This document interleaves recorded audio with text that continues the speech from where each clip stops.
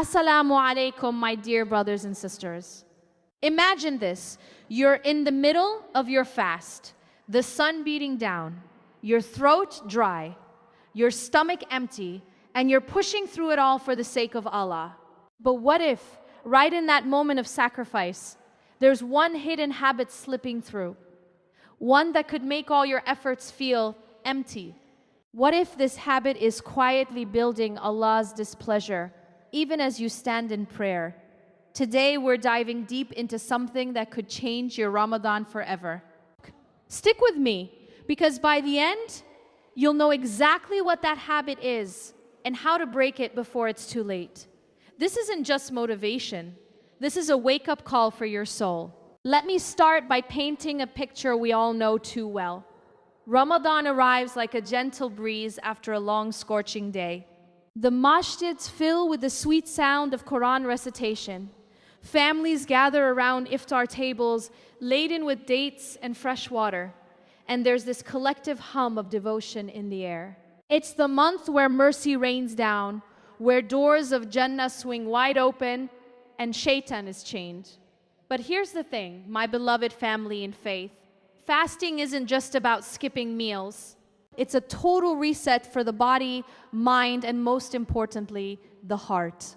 The Prophet, peace and blessings be upon him, taught us that in a hadith narrated by Abu Huraira in Sahih Bukhari, he said, "Whoever does not give up false statements, i.e., telling lies, and evil actions and speaking bad words to others, then Allah is not in need of his leaving his food and drink."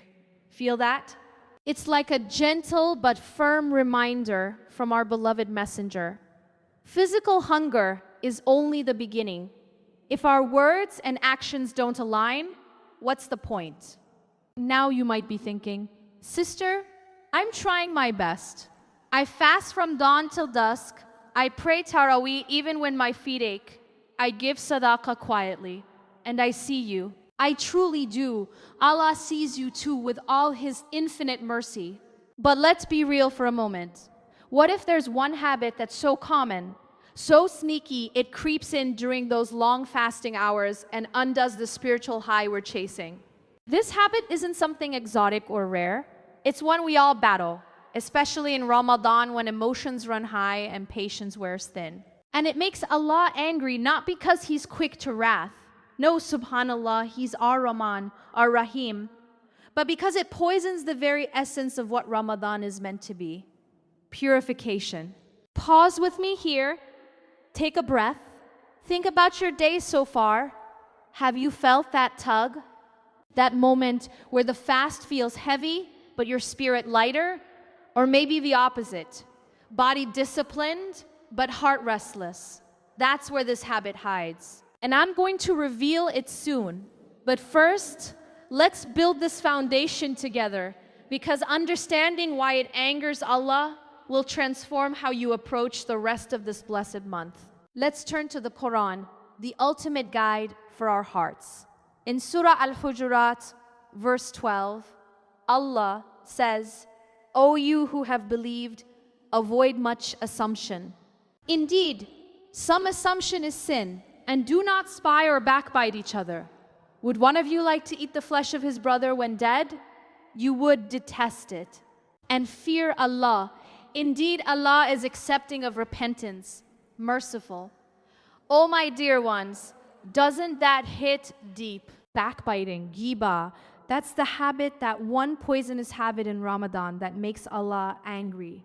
It's talking about someone behind their back in a way that would hurt them if they heard.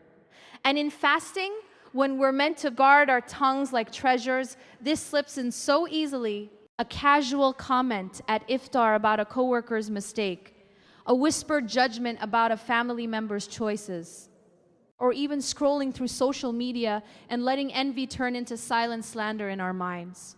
Why does this make Allah angry? Because it tears at the fabric of our ummah. It turns brothers and sisters into strangers, or worse, enemies. And in Ramadan, when unity should be our strength, this habit divides us. But hold on, don't let guilt overwhelm you yet. There's hope here, immense hope. Allah mentions His mercy right after the warning. He's accepting of repentance. That means right now, you can decide to change. I know what you're feeling. Maybe your heart is stirring, remembering a moment just yesterday where words escaped before you could catch them. Or perhaps you're wondering, how do I spot this in myself? That's good. That's the start of transformation. Stay with me, because in a few moments, I'm going to share a simple, powerful reflection that could shield your fast from this trap entirely. But first, let's deepen this with another hadith. The Prophet ﷺ said in a narration from Sahih Muslim, transmitted by Abu Huraira, fasting is a shield, so when one of you is fasting, he should neither indulge in obscene language, nor should he raise his voice in anger.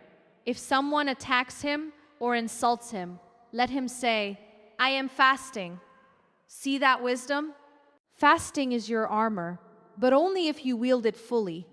Backbiting weakens that shield, letting arrows of sin pierce through.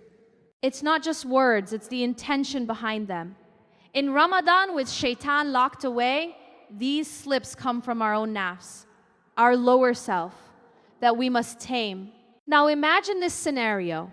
You're at a family gathering, the aroma of biryani wafting through the air as Maghrib approaches. Laughter echoes, but then someone mentions an absent relative, and the conversation turns. Did you hear what she did? A nod, a smirk, and suddenly you're part of it? Your fast is intact physically, but spiritually, it's cracking. And Allah, who loves you more than a mother loves her child, sees this and wants better for you. He wants your Ramadan to be a garden of rewards, not a field of regrets. But let's flip this. What if you broke this habit? What if your words became seeds of kindness instead? Think of the peace that would flood your heart. The lightness in your prayers, that's coming. I'll show you how soon. For now, reflect. Is there someone you've spoken ill of this Ramadan? Whisper a quiet istighfar. Allah is listening. Shifting gears a bit, let's talk about why this habit is especially dangerous now. Ramadan isn't forever. What if this is your last one? I don't say this to scare you, but to awaken that urgency in your soul. Picture it. The angel of death comes unannounced, and your book of deeds closes with unfinished fasts, tainted by unchecked words. The Prophet, peace be upon him, reminded us in a hadith from Tirmidhi, take advantage of 5 before 5, your youth before your old age, your health before your illness, your wealth before your poverty, your free time before your busyness, and your life before your death. Mortality, it's real, my dear ones. This Ramadan could be the one that tips the scales on Judgment Day. Don't let backbiting steal your place in Jannah. Feel that chill? That's your ruh responding. Good. Now breathe. Allah's mercy is vast. He says in Surah Al-Zumar, verse 53, say, O my servants who have transgressed against themselves by sinning, do not despair of the mercy of Allah. Indeed, Allah forgives all sins. Indeed, it is He who is the forgiving, the merciful. Even if you've slipped 100 times, turn back. That's the beauty of this month. Gates of forgiveness wide open. But accountability, tie calls. Here's your urgent wake up. If you're fasting but letting backbiting linger, stop now, today, this very hour. Because on the day of judgment, when every atom of good and bad is weighed, those words will testify against you. The Quran warns in Surah Kaf, verse 18, man does not utter any word except that with him is an observer prepared to record. Every whisper, every casual jab, recorded. What will your book say? Yet, hope balances this. The Prophet ﷺ shared in a hadith from Ibn Majah, the Muslim is the one from whose tongue and hand the Muslims are safe. Become that Muslim this Ramadan. Guard your tongue and watch your rewards multiply. Now let's get practical. How do we break this? Start small. When temptation arises, pause. Ask yourself, would I say this to their face? If not, seal your lips. Replace it with dua for them. Allah bless my sister in her struggles. Feel the shift? It's transformative. Teasing ahead. In just a bit, I'll share a personal story from my own life that nearly ruined a Ramadan until one ayah changed everything. But first, another reflection. Maybe your heart feels heavy now, burdened by past words. Let it. That's growth. Allah loves the repentant heart. Remember that hadith where the Prophet said the bankruptcy of my ummah is from backbiting and slander? It's in Musnad Ahmad. Bankruptcy, meaning on Judgment Day, your good deeds could be given away to those you've wronged. Imagine standing there, your hasanat depleting because of a forgotten conversation. Urgent, isn't it? But you can prevent it. Apologize if possible. Seek forgiveness. Rebuild. My dear brothers and sisters, let's soften here. I know Ramadan can feel overwhelming. The late nights, the early suhoors, the constant push for ibadah, and in that exhaustion, backbiting sneaks in as a release. But it's a false one. True relief mess from dhikr, from remembering Allah. Try this. When the urge hits, say astaghfirullah 3 times. Feel the calm wash over. Now that story I promised.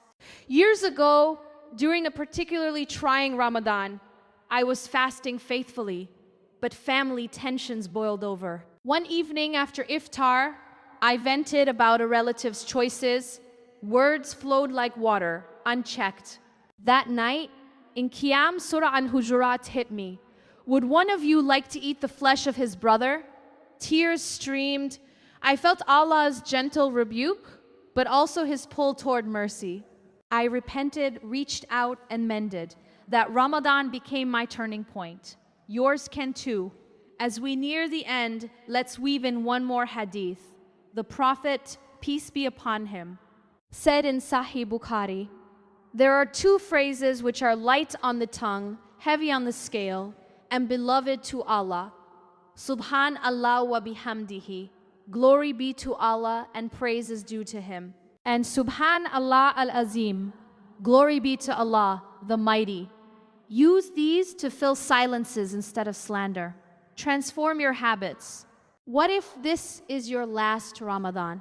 Don't waste it on words that wound. Embrace mercy, starting with your tongue. And on the day of judgment, when the sun is a mile away and souls tremble, will your fast shine or dim because of this? Choose shine. Urgently, hold yourself accountable now. Vow no more backbiting. Your soul depends on it. Now, as we wrap this journey, let's seal it with dua. O Allah, Ar-Rahman, Ar-Rahim, we come to you in this blessed month. Hearts open, sins heavy. Forgive us for every word that wounded, every backbite that divided.